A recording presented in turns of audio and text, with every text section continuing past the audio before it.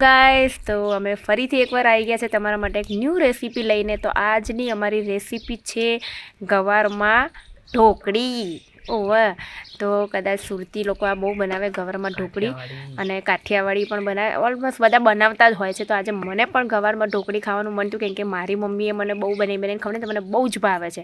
તો હું કેટલા વર્ષો પછી હવે આ અમારા સાહેબ બનાવશે ગવારમાં ઢોકળી અને હું ખાઈશ. તો અમારો ચૂલો મસ્ત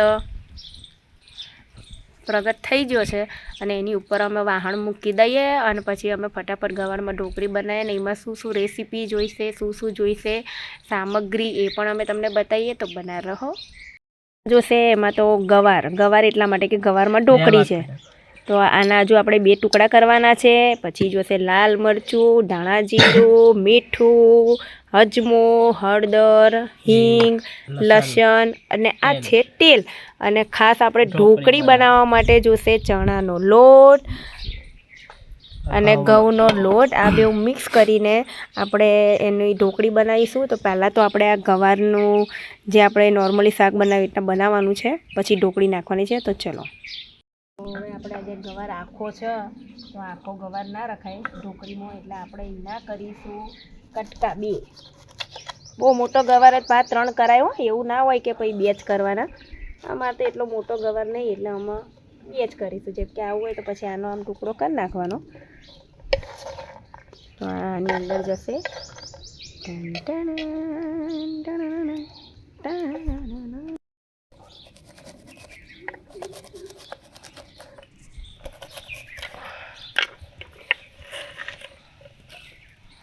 થોડું ગવારના 2 ટુકડા થઈ ગયા છે, મતલબ 2 કટકા કરી નાખ્યા છે. હવે આપણે એને ધોઈ નાખીએ.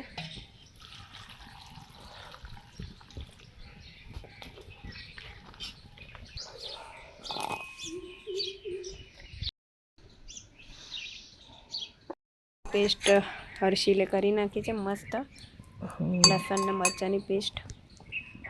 આપણે બાઉલ મૂકી દીધું છે. તેલ શું નાખશો હર્ષિલ? પૂરતું તેલ નાખવાનું. આ છે અજમો,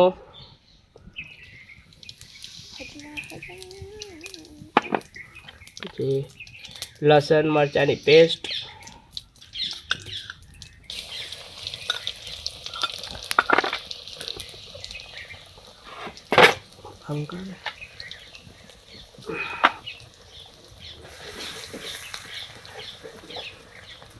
આ છે હિંગ,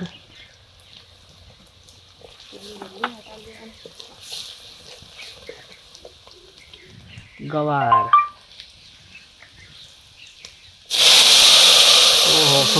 તડકા લાગ્યા, તડકા સમ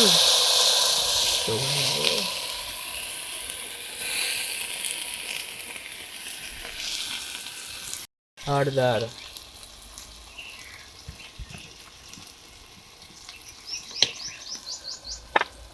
થોડુંક લાલ મરચું,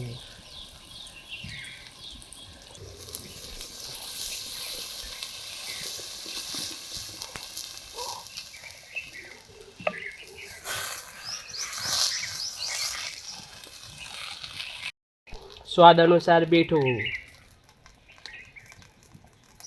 સ્વાદ અને અનુસાર જ નાખજો. થોડુંક જ નાખવાનું, પછી ઢોકળી આવશે. તો આપણા ગવાર ચડે ત્યાં સુધીમાં આપણે ફટાફટ ઢોકળીની તૈયારી કરી દઈએ, લોટ બાંધવાની. ત્યાં સુધી નાનો અને જે ઘઉંનો લોટ લીધો હતો એ મિક્સ કરી નાખીએ આપણે. અને એમાં બી આપણે થોડો મસાલો નાખીશું, એટલે ઢોકળીમાં બી આપણને ટેસ્ટ આવે. તો પહેલાં આપણે નાખીશું મીઠું,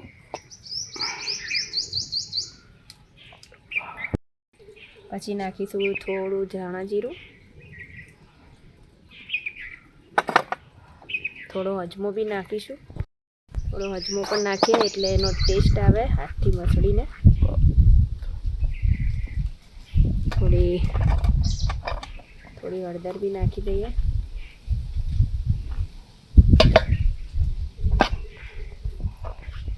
થોડું લાલ મરચું નાખીશું.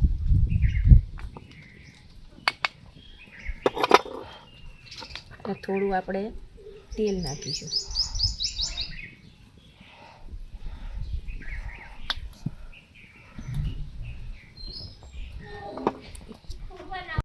તેલ નાખીને એને મિક્સ કરી નાખવાનું અને હવે આપણે એને પાણી નાખીને લોટ બાંધી દઈએ.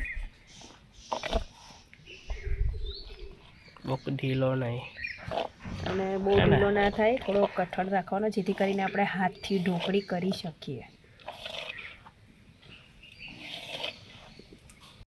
તૈયાર થઈ ગયો છે અને લોટ બહુ કઠણ બી નહીં અને બહુ ઢીલો બી નહીં, આવો બાંધવાનો જેથી કરીને આપણે ઢોકળી મસ્ત હાથેથી કરી શકીએ.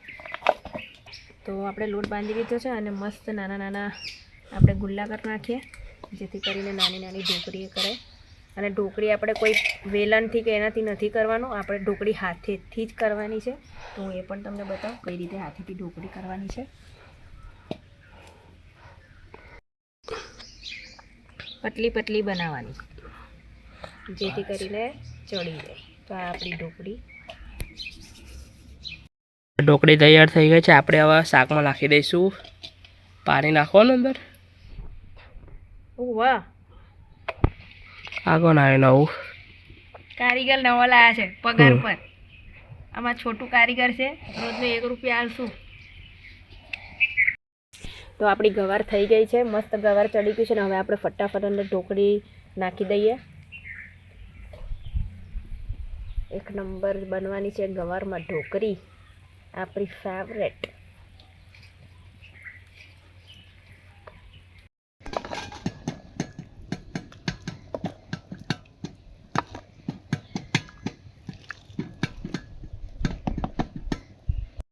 છે આજે આપણે બનાવેલી ગોવારની ઢોકળી. ગોવાર ઢોકળી તૈયાર છે, તો આપણે કાઢી લઈશું આને.